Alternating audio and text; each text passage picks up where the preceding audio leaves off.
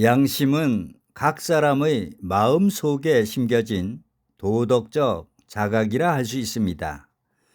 양심은 도덕 윤리의 표준이 되는 나침반과 같은 것으로 하나님이 인간에게 부여한 가장 큰 선물이라 할 수 있습니다. 따라서 우리가 신의 성품에 참여하기 위해서는 양심이 더욱 영롱한 빛을 발할 수 있도록 항시 양심을 굳게 지켜 양심이 외치는 소리에 귀를 기울이셔야 합니다. 그런데 요즘은 양심을 저버리고 사는 사람들이 너무도 많은 것 같습니다. 마치 양심에 화인 맞은 것 같이 불법한 일을 저지르고도 조음체로 그 잘못을 인정하려고 하지 않습니다. 디모데 전서 4장 2절에는 양심이 화인 맞아서 외식함으로 거짓말하는 자들이라고 기록되어 있습니다. 화인은 불도장이란 뜻으로 노예의 주인이 노예가 달아나지 못하도록 이마에 불로 인을 치는 것을 말합니다. 그리고 양심이 화인을 맞았다는 것은 양심은 있으나 그 기능이 죽어 있는 상태를 가리킵니다.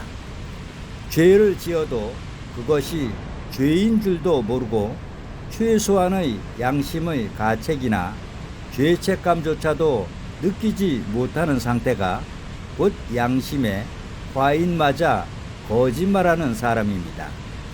소위 오늘날의 용어로 사이코패스나 소시오패스와도 같은 것입니다.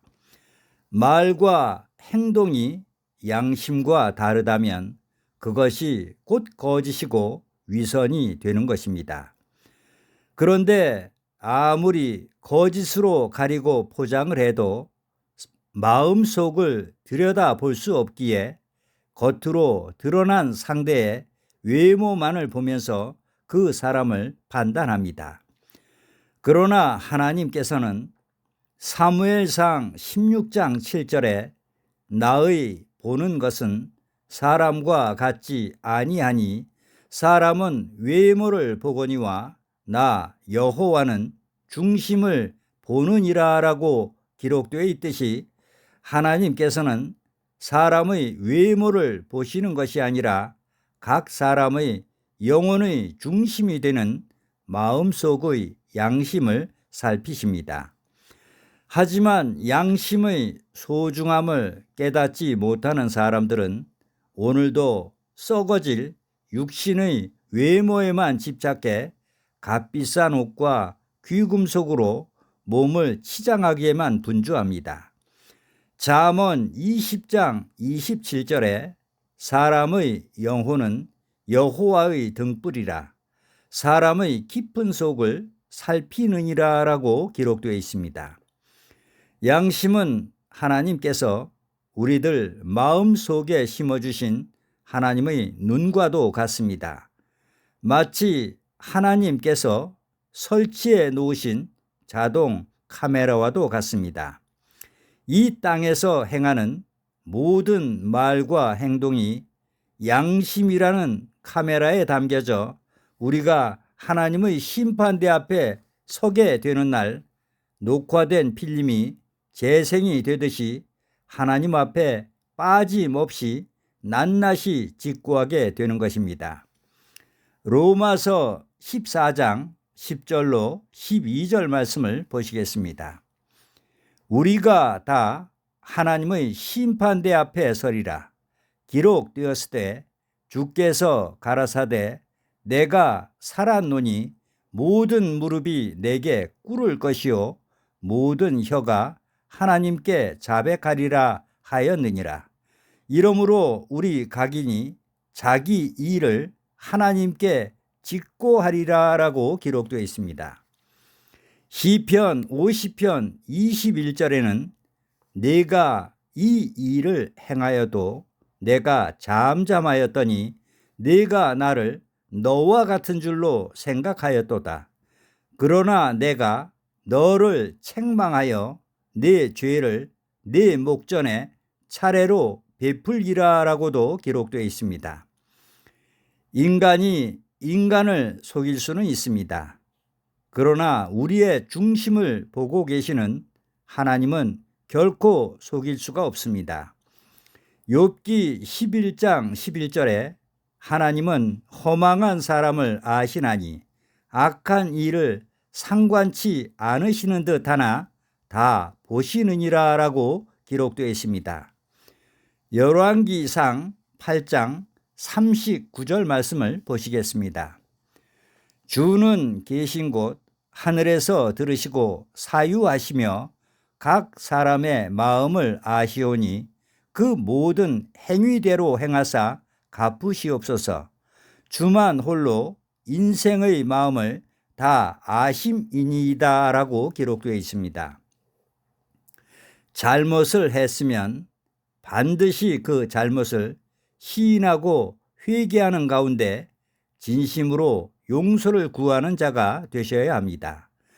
죄를 시인함으로 설사 많은 불이익이 따른다 할지라도 그것을 감추거나 숨기려고 해서는 안 됩니다. 그것은 양심을 속이는 것이고 하나님의 눈을 피하려고 하는 어리석은 자와도 같습니다.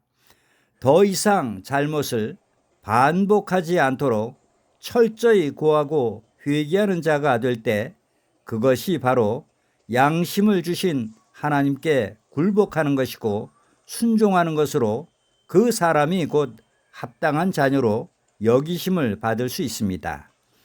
요한일서 1장 9절에 우리가 우리 죄를 자복하면 저는 미쁘시고 의로우사 우리 죄를 사하시며 모든 불의에서 우리를 깨끗게 하실 것이요라고 기록되어 있습니다. 양심의 소리는 절대 피하거나 외면하지 말고 귀를 기울여 청종함으로 따르셔야 합니다. 왜냐하면 양심은 곧 불꽃 같은 하나님의 눈과도 같기 때문입니다. 로마서 2장 15절에 그 양심이 증거가 되어라고 기록되어 있듯이 양심을 거스려 나만이 은밀하게 알고 있는 죄까지도 하나님의 심판대 앞에서는 양심이 증거가 되고 그 생각들이 서로 송사하여 숨은 모든 죄가 마치 벌거벗은 듯이 다 드러나게 됩니다. 끝으로 히브리서 4장 12절로 13절까지의 말씀을 제가 봉독해 올리겠습니다. 하나님의 말씀은 살았고 운동력이 있어 좌우에 날선 어떤 검보다도 예리하여 혼과 영과 및 관절과 골수를 찔러 쪼개기까지 하며 또 마음의 생각과 뜻을 감찰하나니 지으신 것이 하나라도 그 앞에 나타나지 않음이 없고 오직 만물이 우리를 상관하시는 자의 눈앞에 벌거벗은 것 같이 드러나느니라 라고 기록되어 있습니다.